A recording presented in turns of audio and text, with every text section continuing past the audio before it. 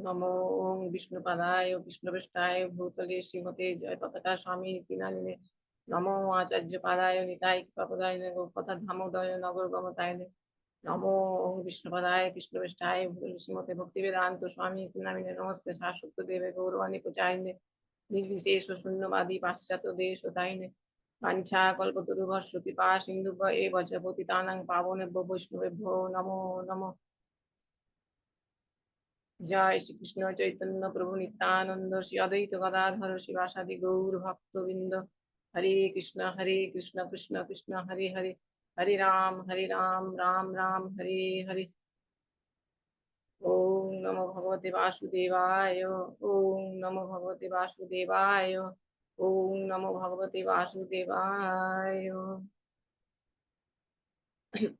आज जो सेशन चालू हो रहा है इसमें मैं कर्दम मुनि के बारे में बताऊंगी।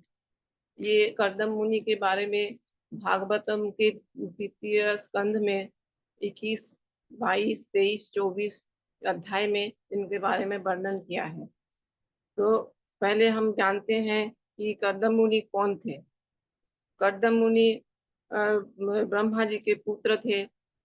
ब्रह्मा जी उन्हें आदेश दिया कि आप जाओ सृष्टि का प्रचार करो, सृष्टि का कार्य में लगो। उनका गृहस्था कर्दम ऋषि जन्मजात विरक्त थे, भगवान के प्रेमी थे, लेकिन पिता का आज्ञाकारी भी थे। उनका गृहस्थाश्रम में जाने का मन नहीं था, पर पिता की आज्ञा को मानना भी आवश्यक था। अतः उन्हें सोचा कि भगवान का आश्रय लिया जाए, भगवान का ही सहारा लिया जाए। तो उन्होंने सरस्वती नदी के किनारे बैठ के तपस्या करना प्रारंभ कर दी। समाधि काल में 10,000 वर्ष तक कर्दम मुनि ने तपस्या की। समाधि काल में कर्दम मुनि ने समाधि में अपनी भक्ति द्वारा भगवान की आराधना की। इसके बाद भगवान प्रकट हुए, चतुर्भुज वाले भगवान प्रकट हुए। भगवान को देखकर कर्दम मुनि संतुष्ट हुए और उन्हें हाथ जोड़कर नतमस्तक होकर प्रणाम करने लगे। कर्दम जी भगवान से कहते हैं कि पिता की सृष्टि रचना के लिए गृहस्थाश्रम में प्रवेश करने की आज्ञा दी है। अतः मैं चाहता हूँ कि ऐसी पत्नी मिले जो गृहस्थाश्रम में भी सहयोग करे और गृहस्थाश्रम के बाद मेरी साधना में भी सहयोग करे। इसलिए मैंने आपकी साधना की। भगवान ने भी ये बात को पता था, इसलिए भगवान ने कर्दम मुनि को गृहस्था में प्रवेश करने की अनुमति दे दी। तो कहा, मैं तुम्हारे लिए शीलवती कन्या की व्यवस्था करके आया हूँ। परसों स्वयंभू मनु आएंगे और कन्या को लेकर। वो ऐसी शीलवती कन्या है जो तुम्हारे गृहस्थ को संन्यास दोनों आश्रम में सहयोग देगी। भगवान ने जब उनको ये वरदान दिया तो उनको वरदान देकर फिर और भी समझाया कि वो शीलवती कन्या है, उससे आप विवाह कर लीजिएगा। उसके बाद मैं आपके घर कपिल के रूप, आपके पुत्र के रूप में जन्म लूंगा। इतना भी उनको पहले से ही बता दिए थे। इधर मनु राजा शत्रुपा और देवहूति के साथ कर्दम ऋषि के आश्रम में आए। कर्दम मुनि जी उन्होंने स्वागत किए, बैठाए, सम्मान दिए। और शंभु मनु कर्दम मुनि से कहे कि मैं मेरी पत्नी, मेरी पुत्री को आपको मैं समर्पण करने के लिए यहाँ आया हूँ। तो कर्दम मुनि को तो पहले से ही पता था कि भगवान जी तो बोले थे कि उनसे आप विवाह कर लेना। तो विवाह के लिए कर्दम मुनि विवाह विवाह के लिए राजी हो गए। देवहूति कर्दम के आश्रय में रहने लगी। कर्दम जी को भजन में इतना आनंद आता था कि वो कुटिया में फिर से भजन करने लग गए और उनको याद भी नहीं रहा कि मेरा विवाह हुआ। अब देवहूति को महल की रानी थी, वो रोज सेवा करती, जल लाना, पत्र पुष्प लाना आदि, पूजा की सामग्री एकत्रित करना, भिक्षा लाना सब करती थी। सब प्रेम के कारण करती थी। मन में अगर प्रेम होता है तो वो कष्ट का अनुभव नहीं होता। जहाँ प्रेम नहीं है वहाँ महल महल में भी मन की शांति अनुभव नहीं होती, क्योंकि सुख दुख मन का धर्म है, बाहर का धर्म नहीं है। बहुत दिन बीत गए। एक दिन करदम जी ने देखा कि कोई देवी जी मेरी सेवा कर रही है। पूछा, आप कौन है, इतने से मेरी सेवा कर रही है? देवहूति ने कहा, मैं आपकी सेविका हूँ, आपका विवाह मुझसे हुआ है। तब उनको याद आया। करदम जी बोले, मांग लो क्या चाहती हो। देवहूति ने कहा, कुछ मांगने के लिए मैंने सेवा नहीं की, ये तो मेरा धर्म था। करदम जी बोले, तुम नहीं चाहती, पर मेरी इच्छा है कुछ देने की, मैं कुछ देना चाहता हूँ। देवहूति ने कहा, आप शायद भूल गए, आपने मुझे पुत्र प्राप्ति का वचन दिया था, इसको पूरा कीजिए। अब करदम जी को याद आ गया कि मैंने पुत्र प्राप्ति तक गृहस्थ आश्रम में रहने का वचन दिया था। अब तो उन्होंने गृहस्थ में रहने के लिए अपने जटाएं खोल दी और गृहस्थी का वेश बनाया। देवहूति को भी कहे, आप बिंदु सरोवर में स्नान करो। उनका शरीर स्नान करने से उनकी शरीर स्वस्थ हो गया, प्रसन्न हो गया। 1000 सेविकाएं भी आगे उनकी सेवा करने के लिए, महल की सेवा करने के लिए। करदम जी ने 1000 कमरों का एक विमान बनाया जो संकल्प से चलता था।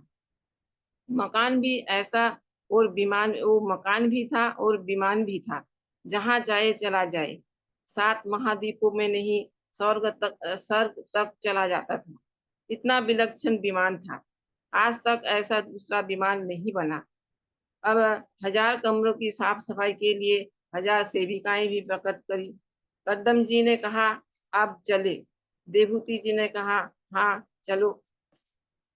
तो उन्हें जहाँ अप्सर वो स्वर्ग चले, विमान को आदेश दिया कि स्वर्ग चलो। नंदन वन, जहाँ अप्सराएं और देवराज इंद्र क्रीड़ा करते हैं। कई साल तक विमान में भ्रमण करते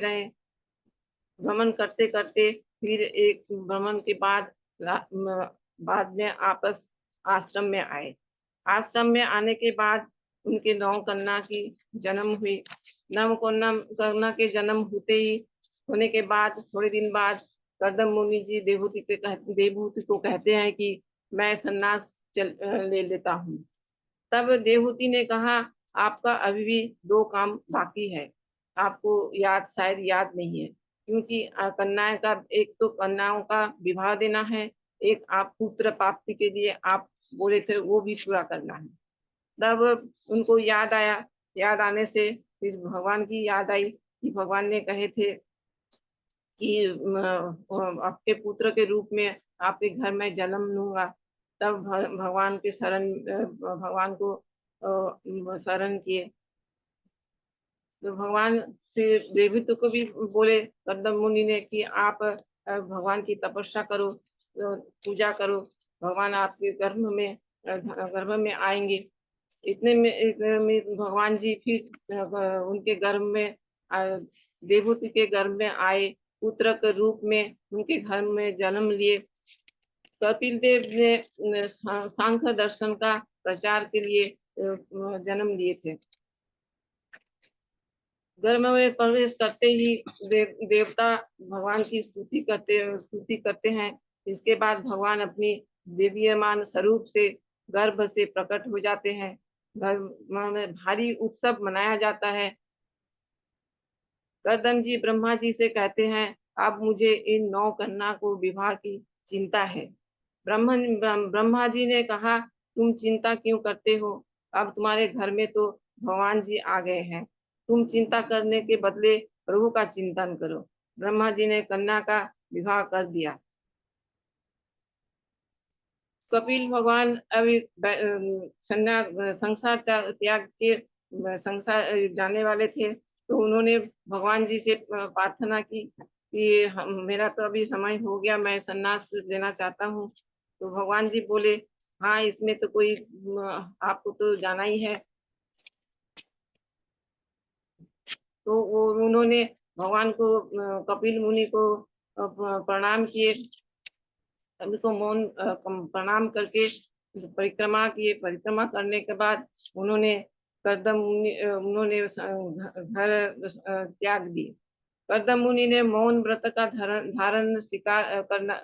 करना स्वीकार किया, जिससे पूर्ण पुरुषोत्तम भगवान का चिंतन कर सके और एकमात्र उन्हीं के शरण में जा सके।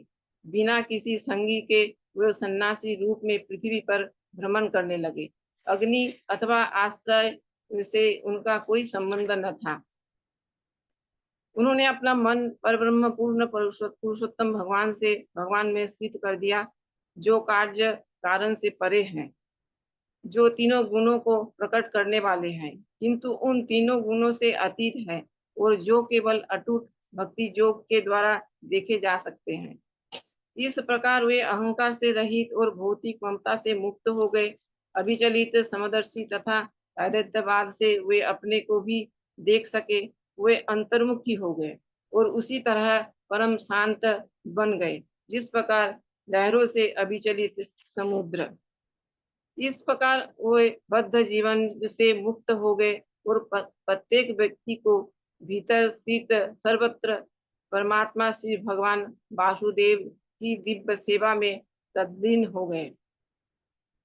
उन्हें दिखाई पड़ने लगा कि सबों के हृदय में श्री भगवान स्थित है और प्रत्येक जीव उनमें स्थित है, क्योंकि वे प्रत्येक के परमात्मा है। ये समस्त देश तथा इच्छा से रहित अकलमश भक्ति करने के कारण समदर्शी होने से अंत में भगवान के धाम पहुंच गए, भगवान को प्राप्त हो गए। यहाँ एक प्रश्न आता है कि कर्दम मुनि तो ऋषि थे, तो कैसे वो शादी किए? परंतु कहा जाता है कि ब्रह्मचर्य में दो दो होते हैं। एक तो आजीवन ब्रह्मचर्य रहते हैं और दूसरे शादी 25 वर्ष के बाद अपना शादी कर सकते हैं गुरु जी के आदेश अनुसार। तो इसीलिए उन्होंने शादी की थी, क्योंकि उनको पिता की आज्ञा का पालन करना था। शादी किए बिना तो उन्होंने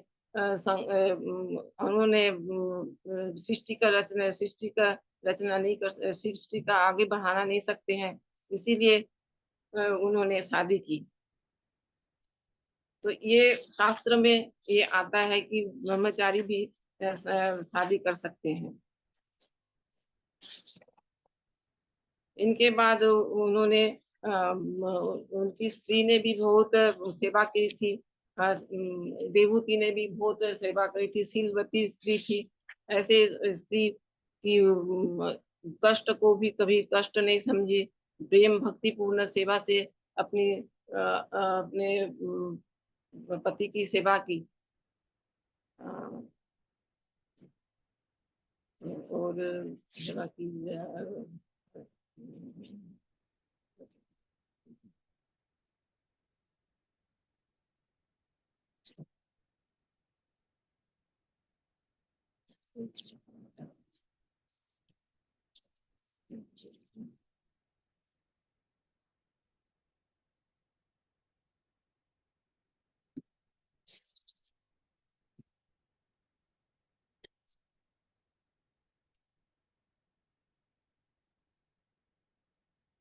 यहाँ तक यहाँ पर ही मैं आपका मेरा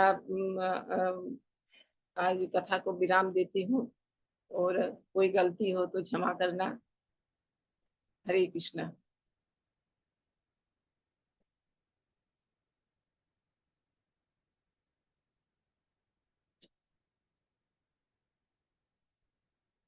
हरे कृष्णा। धन्यवाद माता जी, बहुत सुंदर कथा की आपने।